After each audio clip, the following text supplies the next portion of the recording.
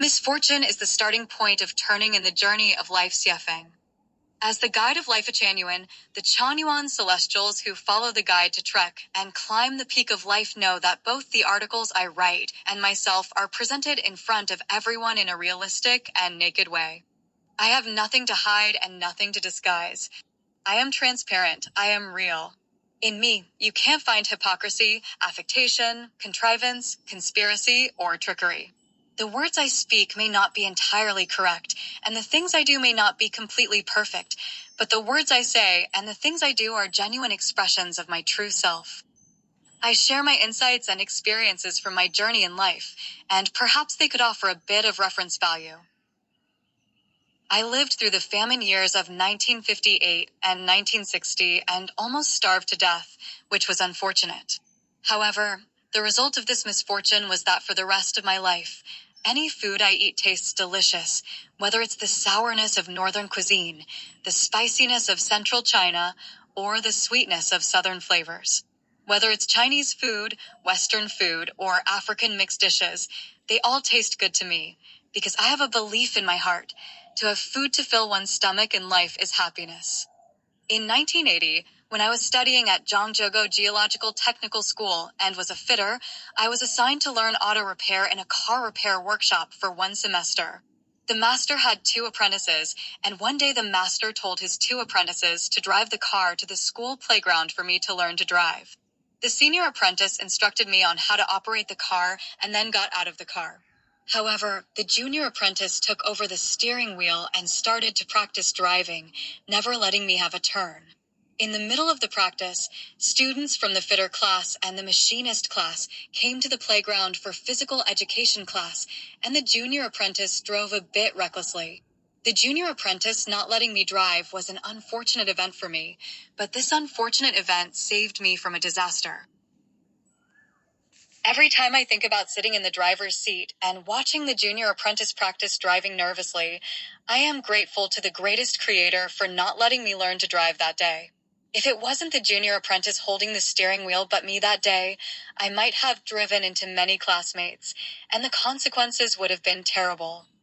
I might have been born to be an official. During my schooling in primary, middle, technical, college, and university, I was almost always the class monitor. At 18, I became the deputy secretary of a large team managing 11 production teams. In 1984, I was designated as the 3rd echelon manager personnel of the Geology and Hydrology Team 3. In 1988, I was designated as the principal of the Geological and Mineral Bureau's Children's School. In 1992, I was designated as the factory director of the Prospecting Machinery Factory. Unfortunately, I messed all these official positions up because I didn't take those positions seriously. Looking back today, this is a great fortune among misfortunes. If I had become an official back then, according to what my wife said in 1993, I would have been the governor of Gansu province by now. If that were the case, there's a 90% chance I would have become a corrupt official, possibly ending up in prison. Even if I didn't go to jail, I would definitely be infamous for eternity.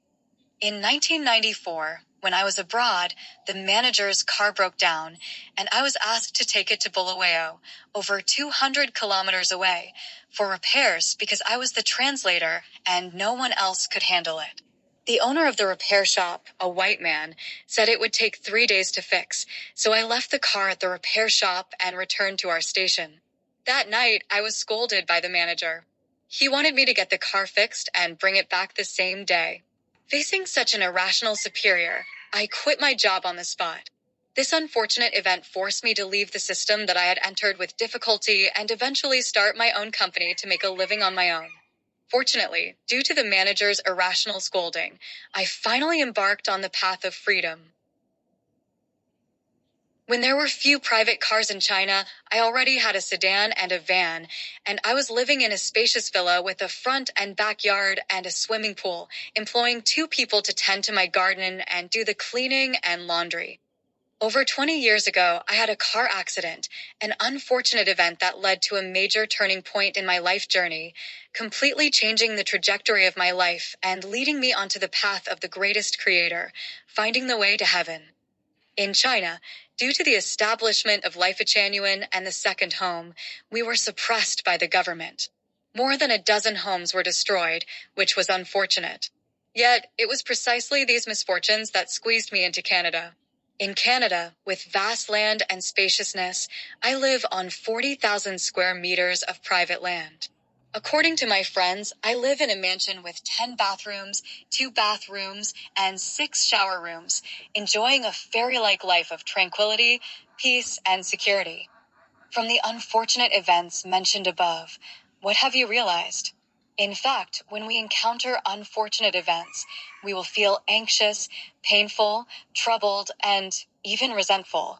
However, in most cases, misfortune is precisely the starting point of turning points in life.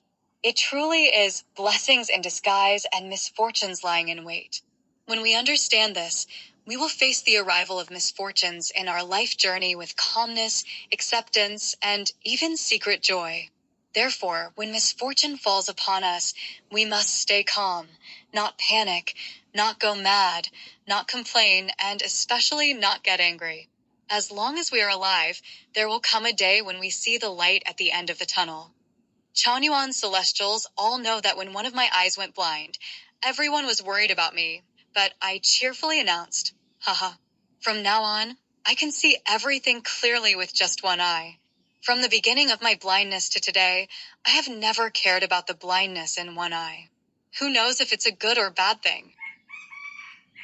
When the Chinese government made a video announcing that the second home created by Lifechanyuan was an evil home, it made me happy for a day. Amazing! When darkness curses light, the light shines brighter. To call Xuefeng evil is exactly like a thief crying, "Stop thief." Thus, the historical status, value, and role of Lifechanyuan will become even more dazzling, and people in the future will have to pay their respects when they hear about Lifechanyuan. When you encounter many unfortunate events in your life journey, congratulations! The gates of heaven have already opened for you. Misfortune is the starting point of turning in the journey of life. Please cherish misfortune. January 9th, 2022.